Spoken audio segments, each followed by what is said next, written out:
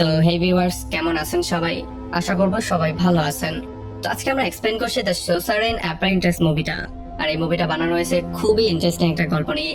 ধরুন আপনার কাছে যদি এমন একটা পাওয়ার চলে আসে যেটা পৃথিবীর সবচেয়ে ভয়ঙ্কর পাওয়ার, আর এই পাওয়ার দিয়ে আপনি পৃথিবীর যে কাউকে যে কোনো সময় হারাতে পারবেন, যেই কারোর সাথে ফাইট করতে পারবেন, তাহলে ব্যাপারটা কেমন হবে সেই সমস্ত ব্যাপারগুলোই দেখবো আজকের এই ভিডিওতে।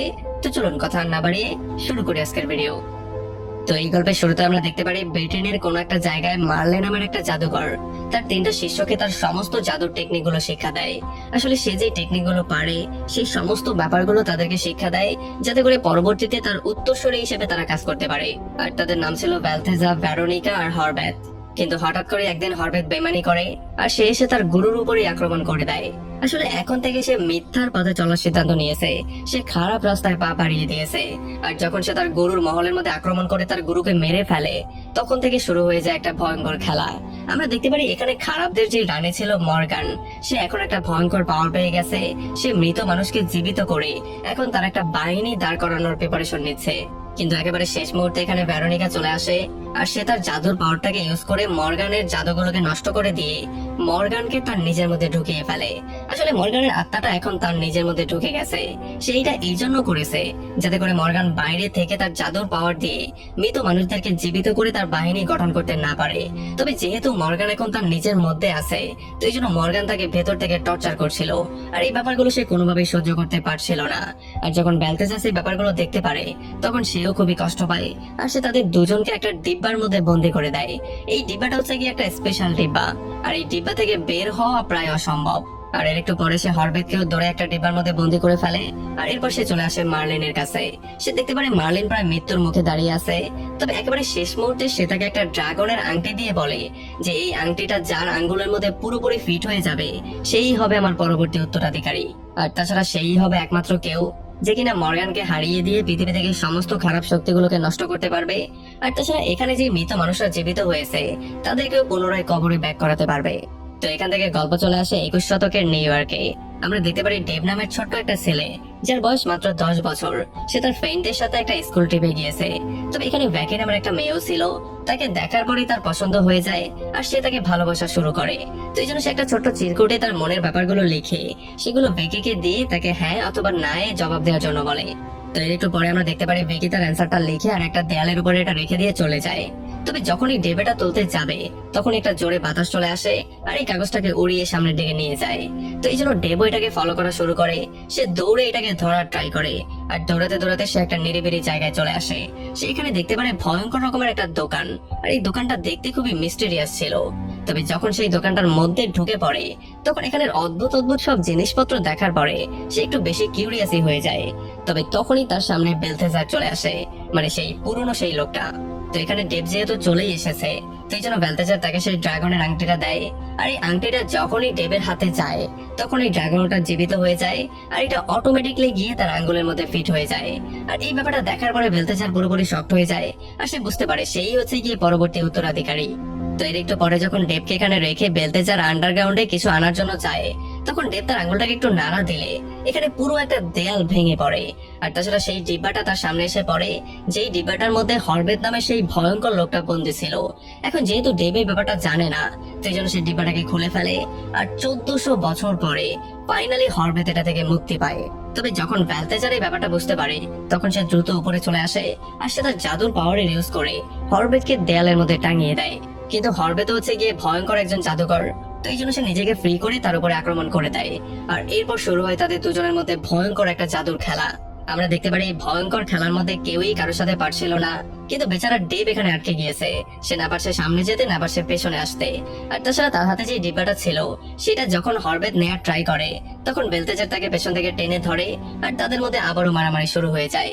তবে তখনই আমরা দেখতে পারি পুরনো একটা বিশাল বড় ডিব্বা ওপেন হয় আর এই জন্য তারা দুজন সেটার মধ্যে ঢুকে পড়ে, মানে তারা দুজন এটার মধ্যে বন্দী হয়ে যায়। আর তারা এমন ভাবে এখানে বন্দী হয়ে গেছে যে পরবর্তী 10টা বছরের আগে এই মুখটা কেউ কোনোদিন খুলতে পারবে না। আর এই সমস্ত ব্যাপারগুলো দেখার পরে প্রচন্ড ভয় পাওয়ার ডেভ সেই বক্সটাকে নিয়ে বাইরে চলে আসে আর সে ভয়ে এটাকে রাস্তায় ফেলে দেয়।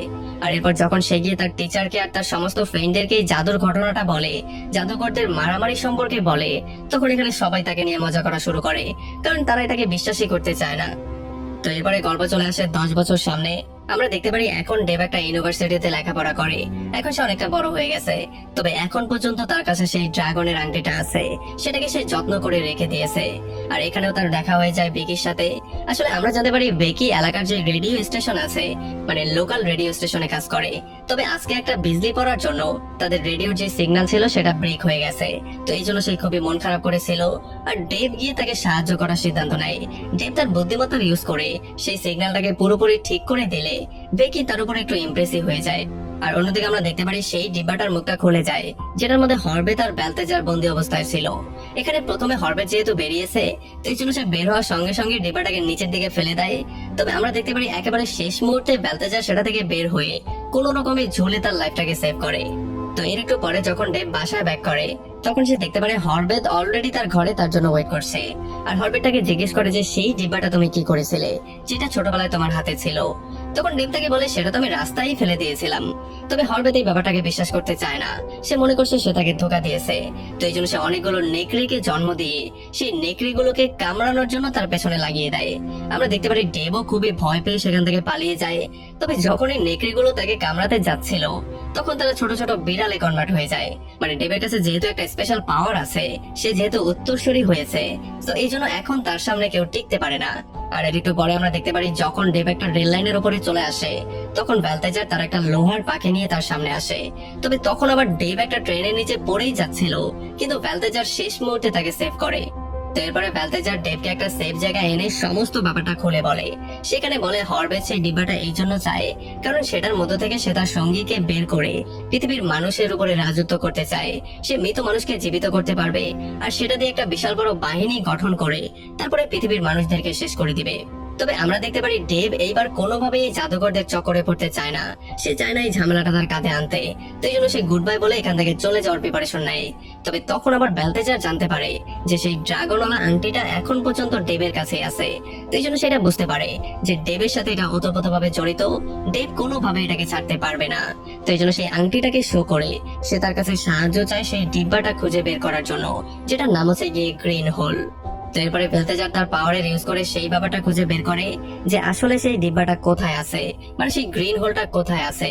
তো সে জানতে পারে এটা চায়না একটা বৃদ্ধ মহিলার কাছে আছে। তো এই জন্য তারা দুজন জাদুর পাওয়ার ইউজ করে চীনে চলে আসে।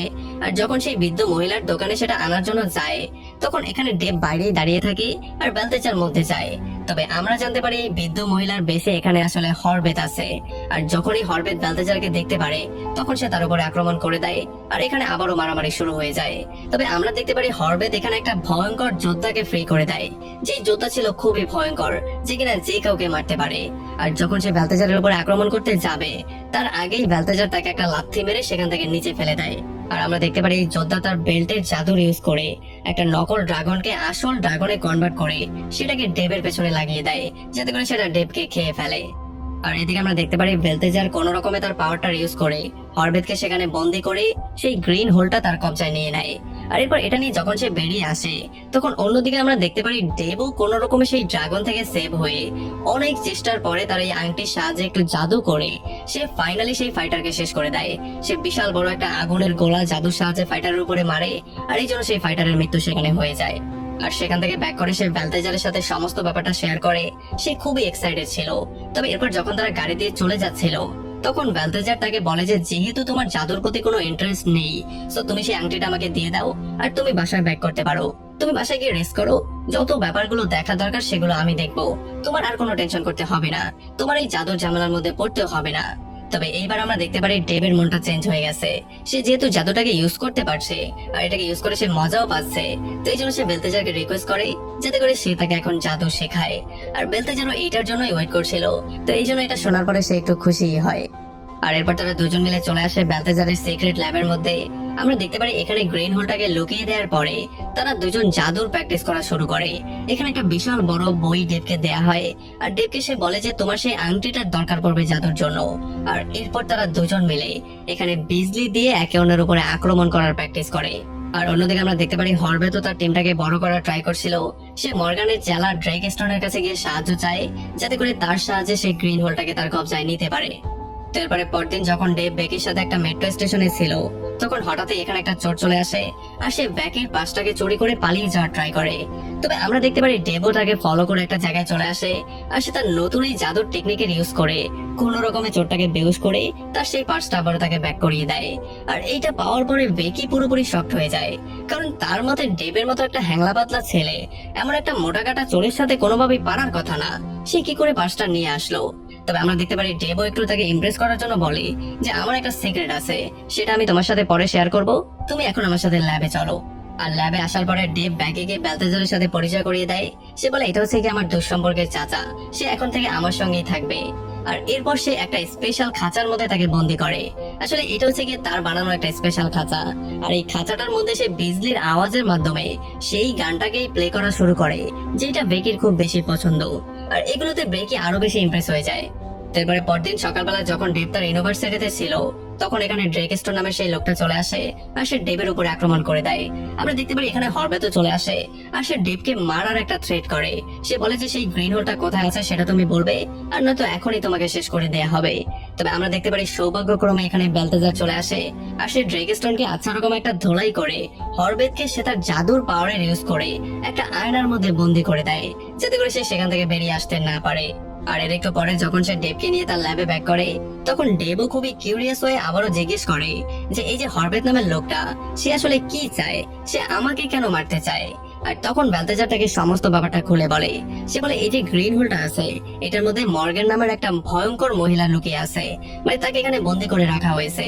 যদি সেই মহিলাটা বেরিয়ে যায় তাহলে সে পুরো পৃথিবীকে ধ্বংস করে দিবে। তার কাছে একটা স্পেশাল পাওয়ার আছে, আর সেই পাওয়ারটা ইউজ করে সে চায় মৃত মানুষদেরকে জীবিত করে পুরো পৃথিবীতে শাসন করতে, আর যারা জীবিত মানুষ আছে তাদের সবাইকে কবরের নিচে পাঠিয়ে দিতে। আর বালতেজার ডেভকে এটাও বলে যে তুমি কোনো নর্মাল জাদুকর না, তুমি হচ্ছে গিয়ে মার্লিনের উত্তরসূরি, তুমি চাইলে এই আংটিটা ছাড়াও জাদু করতে পারো, তুমি একবার ট্রাই করে দেখতে পারো। আর আমরা দেখতে পারি তখন ডেভের মাথায় একটা বুদ্ধি আসে। সে চিন্তা করে যে এখন যেহেতু বেকি ল্যাবের মধ্যে আসবে আর ল্যাবটার সবকিছু এলোমেলো অবস্থায় পড়ে আছে, তো কেননা ঝাড়ুগুলোকে কাজে লাগিয়ে দেয়া যাক। আর সে তার জাদুর পাওয়ার ইউজ করে ঝাড়ুগুলোকে কাজে লাগিয়ে দেয়, যাতে করে ঝাড়ুগুলো এগুলোকে পরিষ্কার করে ফেলে। আর এরপর সে নিচে চলে আসে গোসল করার জন্য। তবে যখন সে গোসল করে আবারও ব্যাক করে, তখন সে দেখতে পারে তার জাদু রিয়েকশন দিয়েছে, কারণ এখন ঝাড়ুগুলো এত বেশি ঝাড়ু দিয়ে দিয়েছে যে এখানে পানি দিয়ে সবকিছু ভরে ফেলেছে, মানে তারা সবকিছু তছনছ করে দিয়েছে, মানে ল্যাবটাকে পরিষ্কার করার জায়গায় এটাকে আরো নোংরা করে দিয়েছে। আর তখন এখানে বেকিও চলে আসে, কিন্তু আমরা দেখতে পারি সে কোনোভাবেই বেকিকে মধ্যে আসতে দেয় না, কারণ ডেভ এটা ভালো করে জানে যে যদি বেকি দেখতে পারে যে এখানে ঝাড়ুগুলো অটোমেটিকলি কাজ করছে, তখন সে পুরোপুরি শক হয়ে অজ্ঞান হতে পারে। তো এই জন্য সে তাকে বাইরে থেকেই পাঠিয়ে দেয়। তো এরপরে যখন ডেভ গিয়ে সমস্ত জাদুটাকে কন্ট্রোল করার ট্রাই করে, তখন সে কন্ট্রোল তো করতে পারেই না, বরং সেগুলোকে কন্ট্রোল করতে গিয়ে একটা বিজলির শক খেতেই যাচ্ছিল। কিন্তু একেবারে শেষ মুহূর্তে বালতেজার চলে আসে আর সে তার আঙ্গুলের 2-3টা ইশারার মাধ্যমে এখানে সমস্ত ব্যাপারটাকে একেবারে আগের মতো করে দেয়, মানে সমস্ত ব্যাপারটা নর্মাল হয়ে যায়। আর এরপর সে ডেভকে অনেক বেশি রাগারাগি করে। সে ডেভকে বলে যে নিজের কাজের জন্য জাদুর ইউজ করা এটা হচ্ছে গিয়ে জাদুকরদের পরিপন্থী একটা নিয়ম, মানে কোনোভাবেই তুমি নিজের কাজের জন্য জাদুর ইউজ করতে পারো না। তবে আমরা দেখতে পারি এই সমস্ত নিয়ম কানুনে ডেভ প্রচন্ড রাগ করে, কারণ সেই নিয়ম কানুন মানতে চায় না। আর এই জন্য সে বালতেজারের সঙ্গ ছেড়ে দিয়ে সেখান থেকে বেরিয়ে চলে আসে। আর তখন এদিকে আমরা দেখতে পারি হরবেট ডেভের সম্পর্কে তথ্য বের করে, আর তথ্য বের করতে সে সেই ল্যাবটা সম্পর্কেও জানতে পারে যে এই ল্যাবের মধ্যে গ্রিন হোলটা আছে। আর তখন অন্যদিকে আমরা দেখতে পারি ডেভ চলে আসে একটা রেস্টুরেন্টে বেকির সাথে মিট করতে।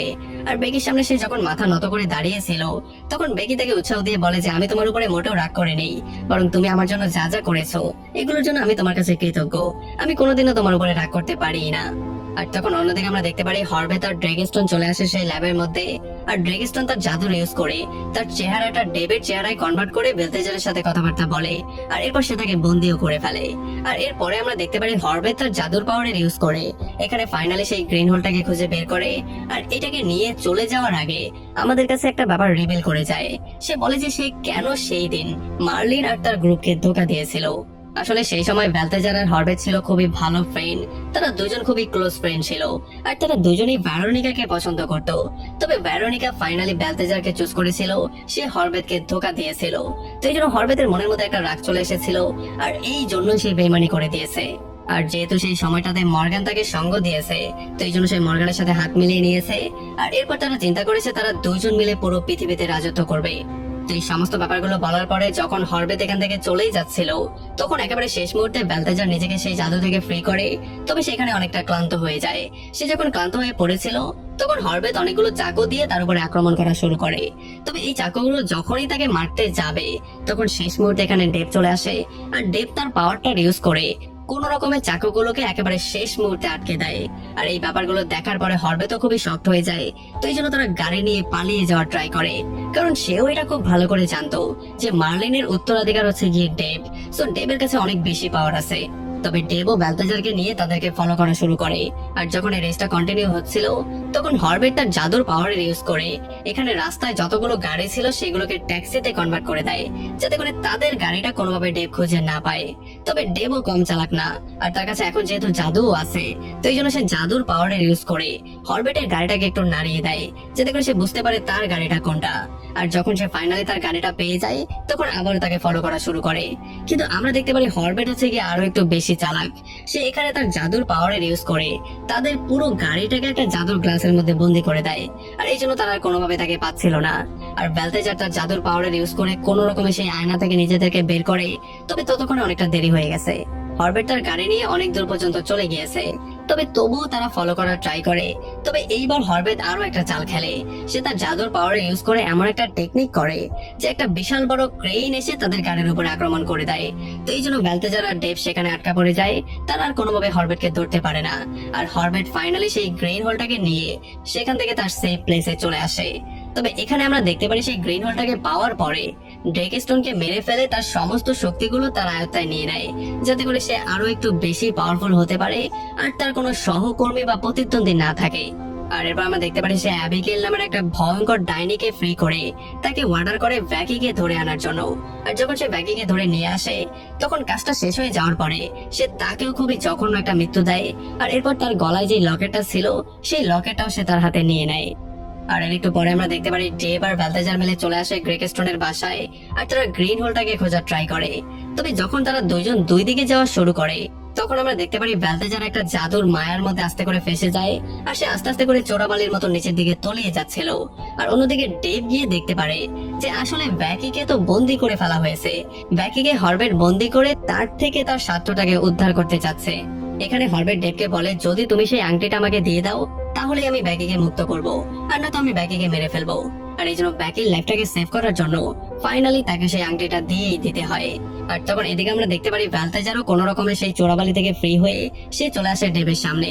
তবে ডেভ তাকে সমস্ত ব্যাপারটা বলে। আর এগুলো শোনার পরে সে পুরোপুরি শক্ট হয়ে যায়, কারণ আংটি ছাড়া এখন ডেভ কিছুই করতে পারবে না। সে কোনো জাদুর পাওয়ারের ইউজও করতে পারবে না। তো এই জন্য এখন শুধুমাত্র ব্যালতেজারকেই তাকে ফেস করতে হবে। তাকে সাহায্য করার মতো আর অন্য কেউ নেই। আর এরপরে আমরা দেখতে পারি ডেভ ব্যাকিকে সমস্ত সত্যিটা বলে। সে জাদুর দুনিয়া সম্পর্কে তাকে সমস্ত ব্যাপারটা বলে দেয়। আর এগুলো শোনার পরে ব্যাকি পুরোপুরি শক্ট হয়ে গেলেও সে তার সঙ্গ দেওয়ার জন্য রাজি হয়ে যায়, কারণ এই খেলা থেকে যে কোনো মূল্যে তাদেরকে বের হতে হবে। আর নয়তোবা তারা এটা খুব ভালো করে জানে যে তাদের মৃত্যু নিশ্চিত। এরপরে ডেভ তার একটা ফ্রেন্ডকে কল দিয়ে ব্যালতেজারের গাড়িটা একটু মেরামত করে। তবে তখন সেখানে একটা লেটার আর একটা হার পেয়ে যায়। আর এই লেটারের মধ্যে ব্যালতেজার এটা লিখে দিয়েছিল যে এই হারটা ভেরোনিকাকে দিয়ে দিবে। আর এরপর আমরা দেখতে পারি তারা সবাই মিলে বেরিয়ে পড়ে সেই দিকে যেখানে হরবেট মর্গানকে ফ্রি করার জন্য গিয়েছে।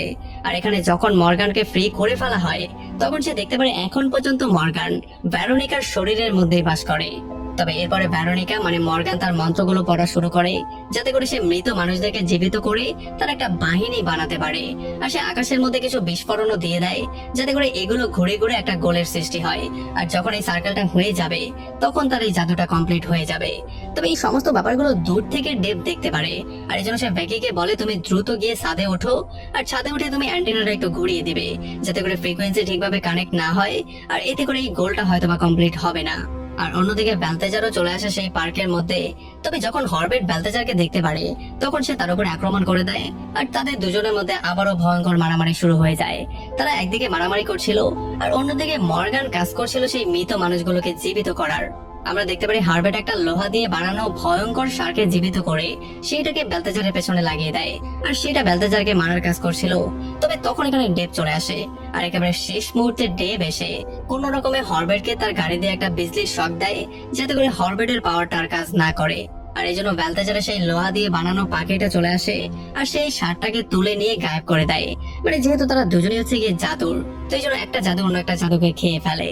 আর অন্যদিকে আমরা দেখতে পারি মর্গানের সেই জাদুটা কমপ্লিট হতেই যাচ্ছিল, কিন্তু তখনই ভ্যাকি সেই অ্যান্টেনাটাকে ঘুরিয়ে দেয় আর এই জন্য জাদুটা উল্টো হয়ে যায়। জাদুটা উল্টো এসে তার উপরে রিয়েকশন করে আর এই জন্য সে সেখানে বেহুশ হয়ে পড়ে যায়। আর এই সমস্ত ব্যাপারগুলো দেখার পরে ভ্যালতেজার ভেরোনিকার সামনে এসে কোন রকমের মর্গানের আত্মাটা তার থেকে বের করে সে তার নিজের মধ্যে ঢুকিয়ে ফেলে। আর এরপর সে ডেভকে সেই গ্রিন হোলটা দিয়ে বলে যাতে করে সে তাকে সেই গ্রিন হোলের মধ্যে বন্দি করে দেয়। তবে আমরা দেখতে পারি ভেরোনিকা তাকে না করে দেয়, সে তাকে কোন রকমের সেটার মধ্যে বন্দি করতে চায় না। তবে এর একটু পরে ভ্যালতেজারের শরীর থেকে মর্গান বেরিয়ে এসে সবার সামনে দাঁড়িয়েছিল। মানে এখন আর সে কারো শরীরের মধ্যে নেই, সে এখন স্বতন্ত্র অবস্থায় দাঁড়িয়ে আছে। আর সে কিছু আগুন দিয়ে যখন তাদের উপরে আক্রমণ করে দেয়, তখন এইবার আমরা দেখতে পারি ডেভের কাছে আংটি না থাকা সত্ত্বেও সে এই আগুনটাকে স্টপ করতে সক্ষম হয়ে যায়। মানে সে আংটি ছাড়াও জাদুর ইউজ করতে পারছে। আর এইটা দেখার পরে সেও নিজে পুরোপুরি শক্ট হয়ে যায়। আর এরপরে যখন মর্গান বিজলি দিয়ে ভেরোনিকার উপরে আক্রমণ করা শুরু করে, তখন আমরা দেখতে পারি ভ্যালতেজার বারবার করে সামনে এসে সমস্ত শখগুলো তার নিজের উপরে নেয় যাতে করে ভেরোনিকার কোনো ক্ষতি না হয়। আর আমরা দেখতে পারি মর্গান ডেভের উপরেও আক্রমণ করা শুরু করে, তবে ডেভ কোন রকম একটা শিল বানিয়ে সেটা দিয়ে বারবার করে নিজেকে প্রোটেকশন দেওয়া শুরু করে।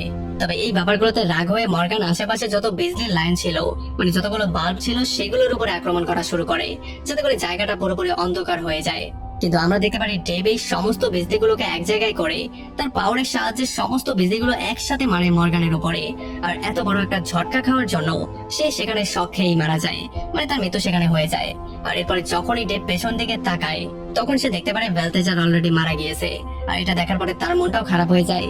তো এই জন্য সে সিদ্ধান্ত নিয়ে ফেলে সে স্পেশাল জাদুটার ইউজ করবে। আর তার স্পেশাল জাদুর ইউজ করে সে ফাইনালি আবারও ভ্যালতেজারকে জীবিত করে ফেলে।